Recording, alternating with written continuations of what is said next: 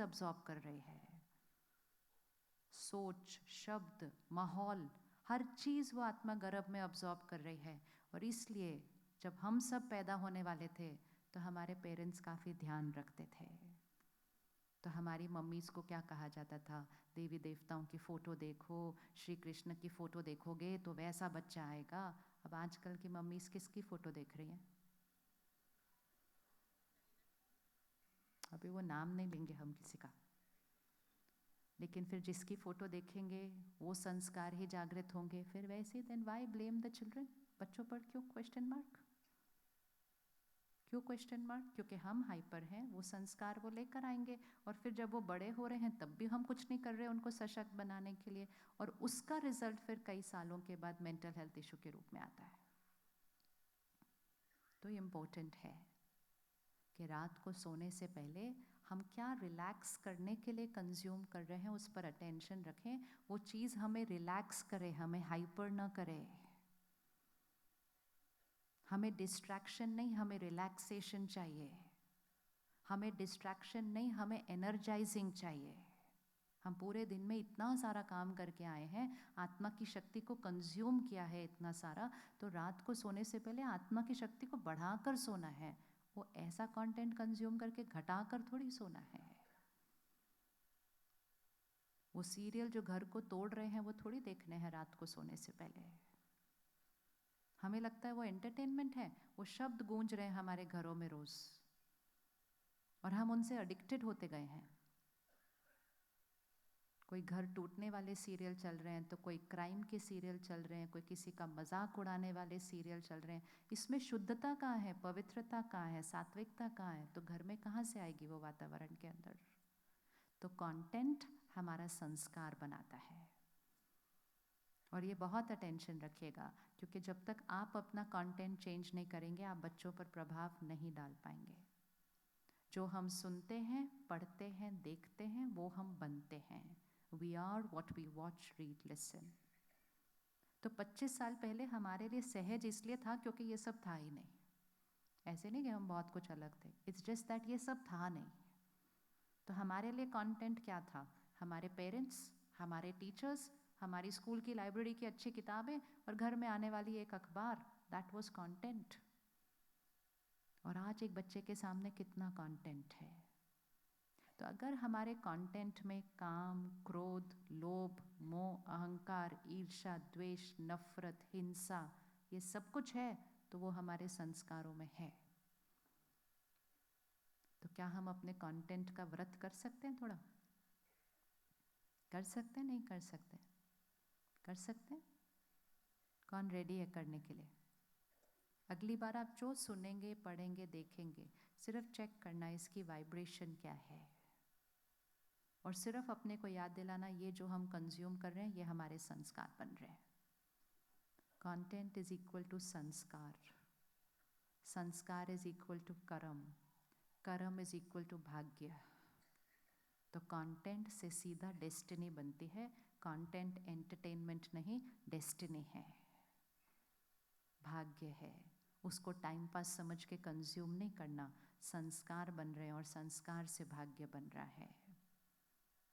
तो दिन की शुरुआत और दिन का अंत, एटलीस्ट ये दो टाइम पे कंटेंट का ध्यान रखिएगा, क्योंकि इस दो समय पर जो कंटेंट कंज्यूम किया वो यहाँ नहीं, वो डीप डाउन जाएगा, डीप डाउन जाएगा सबकॉन्शियस के अंदर।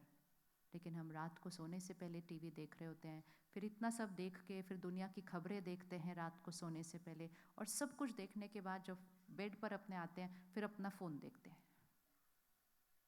और फिर सो जाते हैं।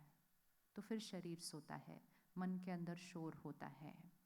सोने से पहले 1 घंटा पहले, एक्चुअली 2 घंटे, बट कम से कम 1 घंटा पहले अपने काम की कम्युनिकेशन से डिस्कनेक्ट करिएगा।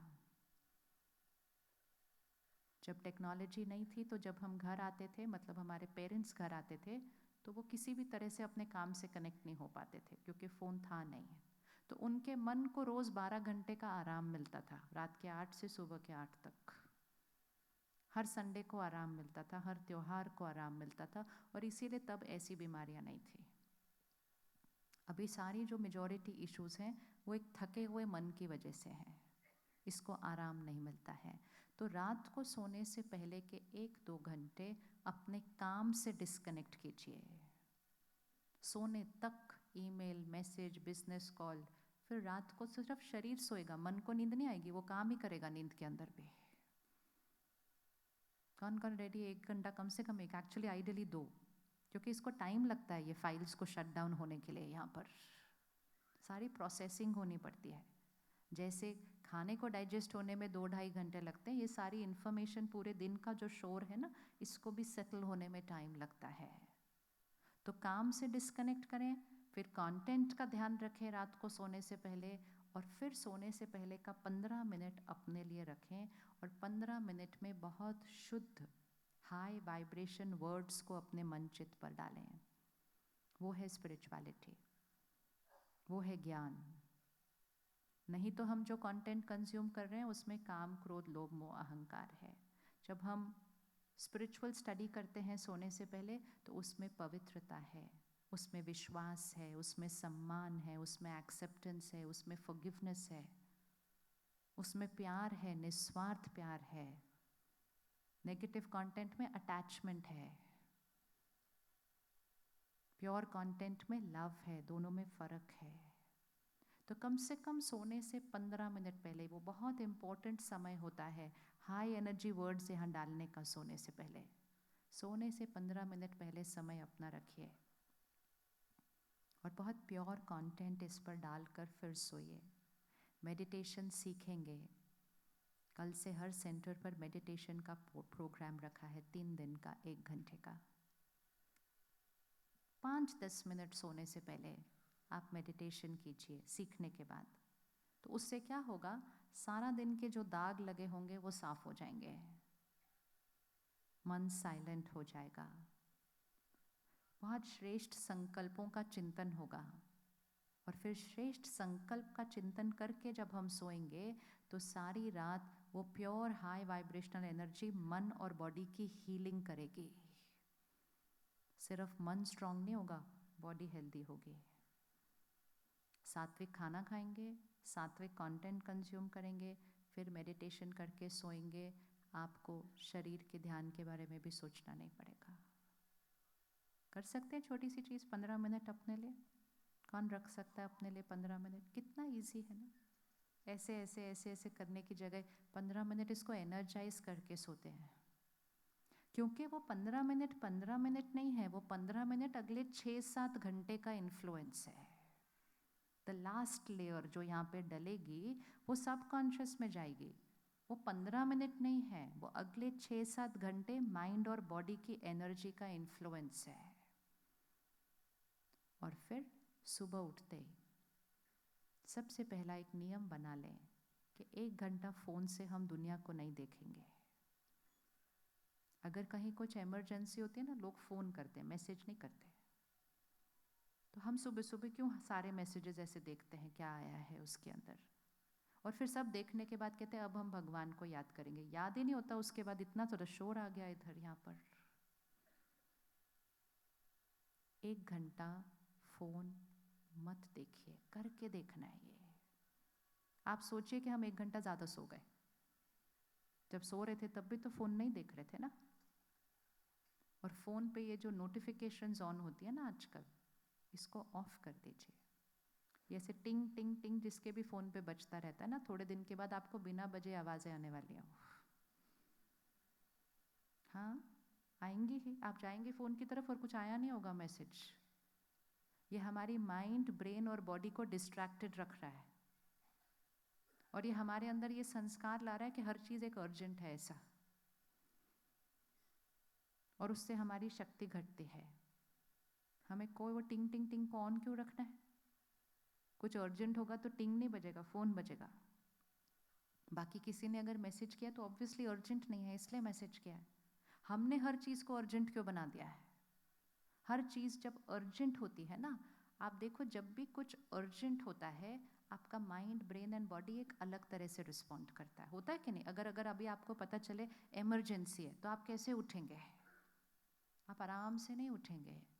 इमरजेंसी है, कम क्विकली, तो आपका माइंड अलग से रिएक्ट करेगा, ब्रेन रिस्पॉन्ड करेगा, बॉडी हिलेगी और आप उस तरह से उठ कर जाएंगे। लेकिन इमरजेंसी तो कभी कभी होती है, तो माइंड, ब्रेन एंड बॉडी उसको हैंडल कर सकती है। लेकिन ये जो नोटिफिकेशन टिंग टिंग बजती रहती है ना, हमारा mind, body, brain emergency mode में चलने लग गया है।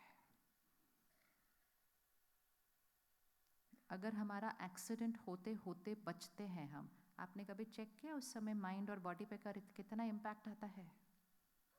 कुछ ही क्षणों के लिए होता है, लेकिन वो ट्रॉमा क्रिएट होता है। लेकिन वो हमें पता चलता है कि ये ट्रॉमा क्रिएट हुआ मेरे अंदर 1 मिनट के लिए।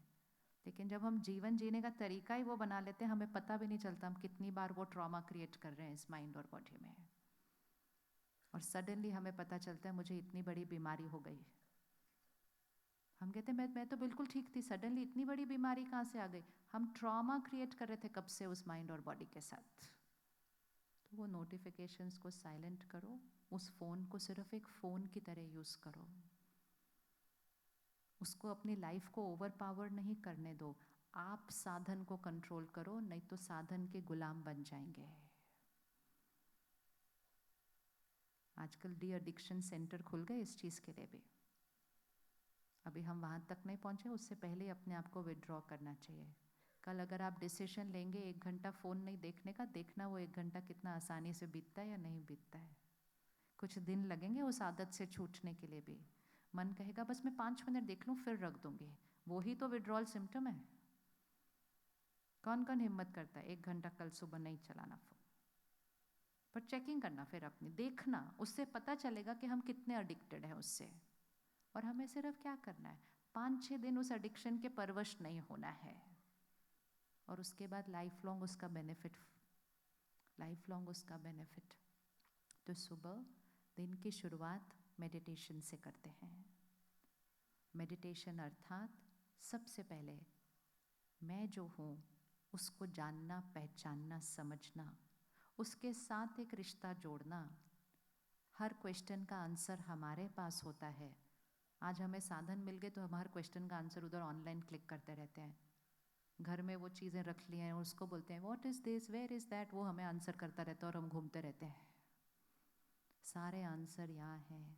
विजडम, विवेक, इंट्यूशन, कॉन्शियसनेस, ये हमारी शक्तियाँ हैं। बाहर की दुनिया के आंसर्स उन साधनों से पूछे, लेकिन आंतरिक जगत के आंसर वो नहीं दे सकेंगे, वो हमारे पास आंसर है। तो सुबह का समय हमारी इंट्यूशन को एक्टिवेट करता है। सुबह का समय हमें अपने लाइफ के हर क्वेश्चन का आंसर मिल सकता है। आपको कोई भी डिसीजन लेना है उसको उस टाइम लीजिएगा जब शोर नहीं है आसपास, तो राइट आंसर पता चलेगा। एंड मोस्ट इम्पॉर्टेंट, सुबह के उस समय में उठकर हम उस परमात्मा से कनेक्ट करते हैं। इस बैटरी को चार्ज करना है तो बैटरी अब खुद को चार्ज नहीं कर सकती है, वो क्षमता ख़त्म हो गई। तो बैटरी को चार्ज करने के लिए हमें पावर हाउस से कनेक्ट करना पड़ता है। हम सब भगवान को याद करते हैं, लेकिन एक होता है याद करना, महिमा करना, और एक होता है कनेक्ट करके उसकी पावर को अपने